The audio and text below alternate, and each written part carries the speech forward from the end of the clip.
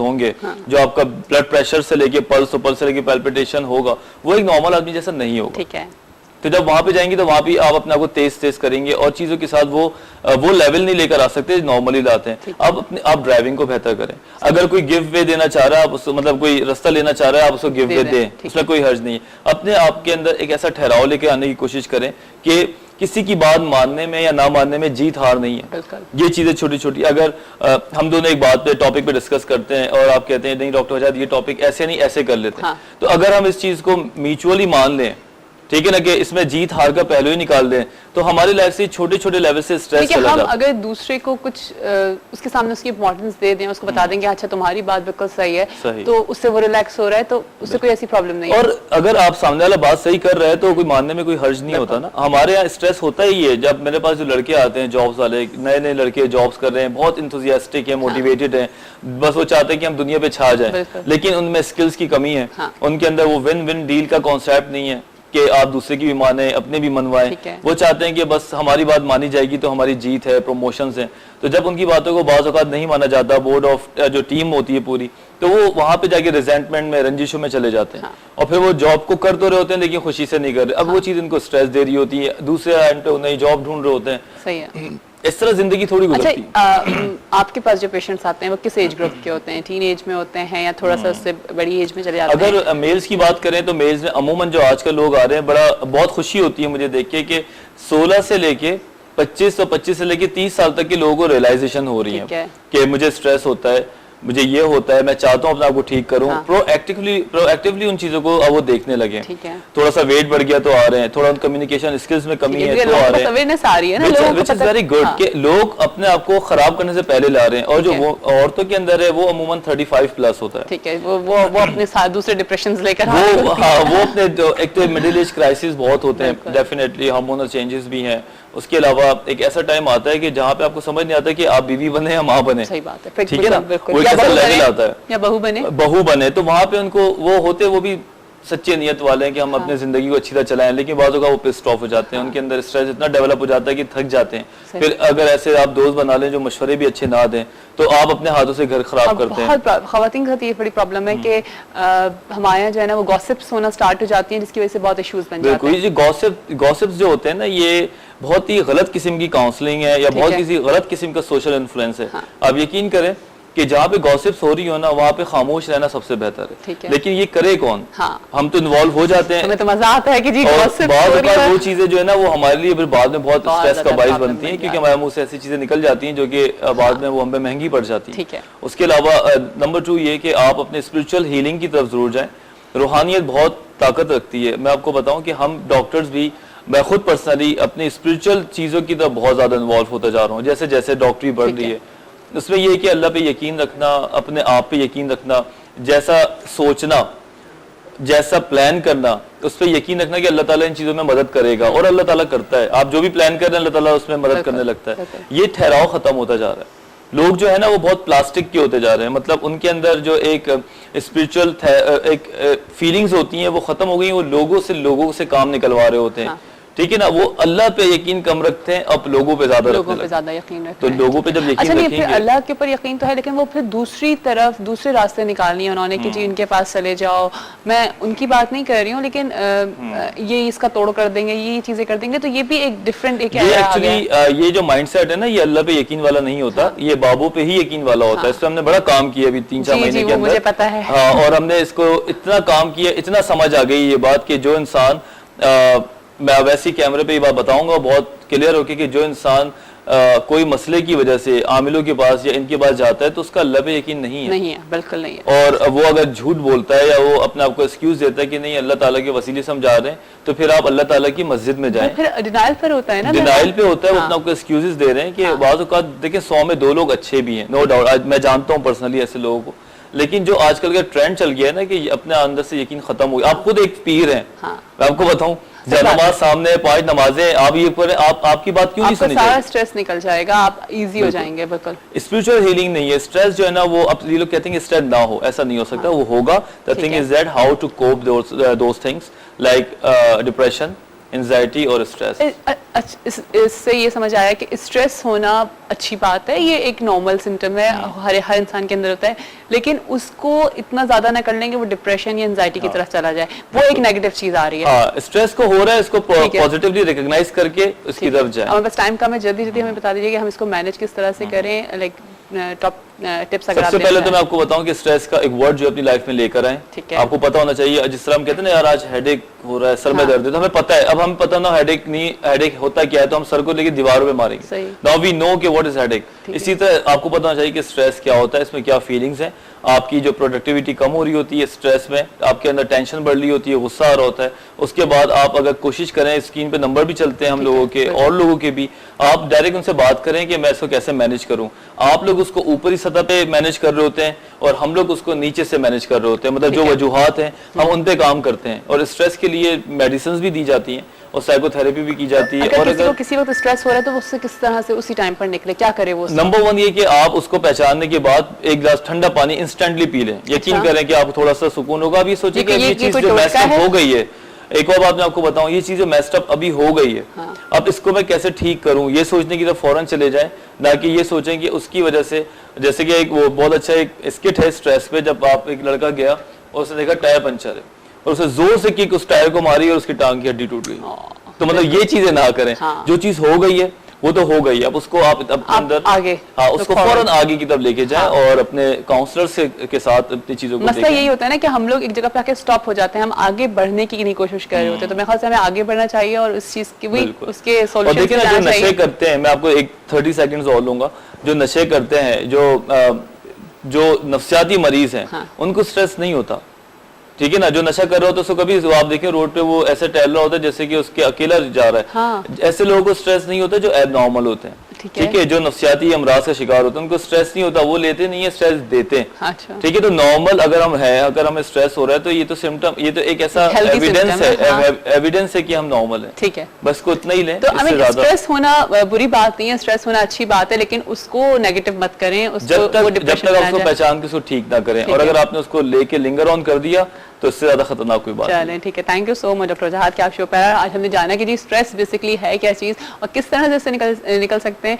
तो मेरे ख्याल से स्ट्रेस लेना एक अच्छी बात है, लेकिन उसको फिर उसको बीमारी की तरफ मत लेके जाएं, उसको नेगेटिविटी की तरफ मत लेके जाएं। डिप्रेशन में तो बिल्कुल भी नहीं जाना, क्योंकि सबसे बुरी चीज़ जो होती है वो डिप्रेशन होती है। जब आप डिप्रेशन में जाते हैं तो फिर चीज़ें बिगड़ना शुरू हो जाती हैं, फिर संभलती हैं, तो उनको संभालना है। इंशाल्लाह इसी तरह के टॉपिक्स पे आगे भी डिस्कस करते रहेंगे। अभी हमारे साथ ही रहेगा, जब ब्रेक के बाद वापस आएंगे तो फारूक दरबार हमारे साथ होंगे और सीखेंगे उनसे डांस क्लास, लेंगे उनसे डांस क्लास। और आज भी वो कथक डांस ही सिखा रहे हैं।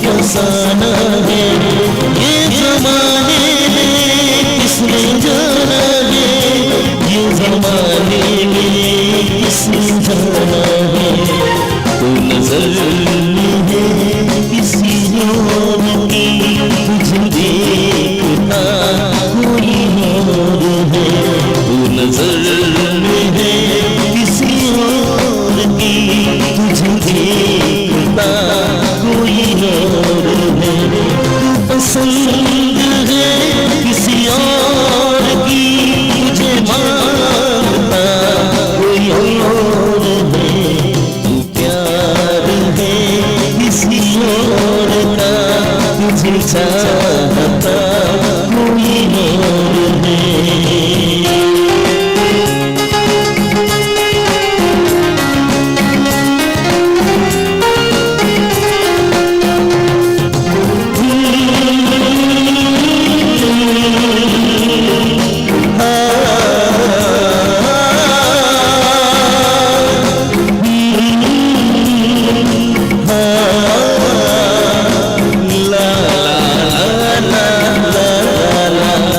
सोचता हूँ मैं चुप रहूँ कैसे, दर्द दिल का ये मैं सहूँ कैसे, सोचता हूँ मैं चुप रहूँ कैसे, दर्द दिल का ये मैं सहूँ कैसे, कश्मकश में हो ये कहूँ कैसे, कश्मकश में हो ये कहूँ कैसे, मेरा सफर बस एक तू नहीं दूसरा कोई और है, मेरा सफर बस एक तू नहीं दूसरा कोई और है, तू पसंद है किसी और की, तुझे मांगता कोई और है, तू प्यार है किसी और का, तुझे चाहता कोई और है, ला ला ला ला ला ला ला ला ला ला ला ला।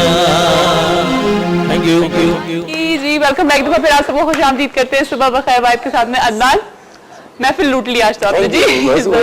अब मुझे मैंने आपको पूरा गाना गाया है।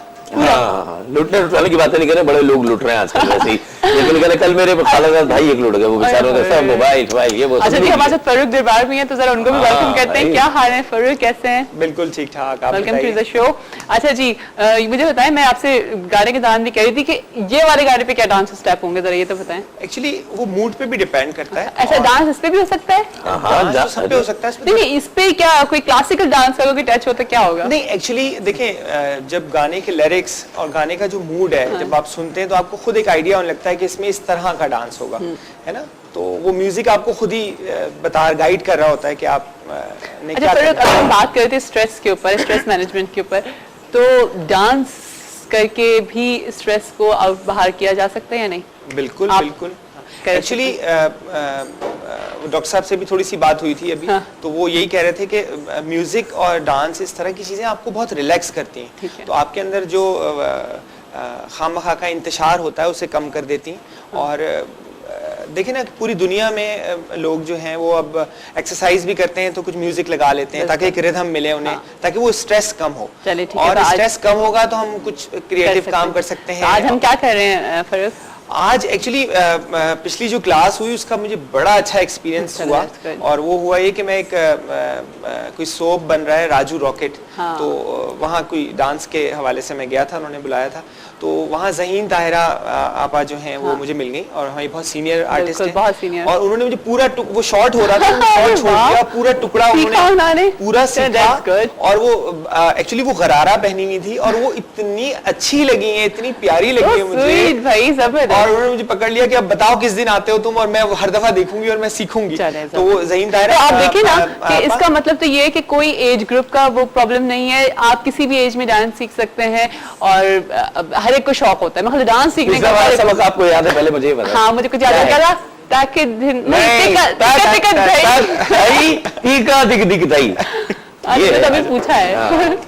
अच्छा, तो वो उसमें क्या है कि लोग बहुत ज्यादा इंटरेस्टेड हो गए, और दूसरी चीज ये थी कि कथक में एक बड़े मजे की जो बात है वो है उसके बोल।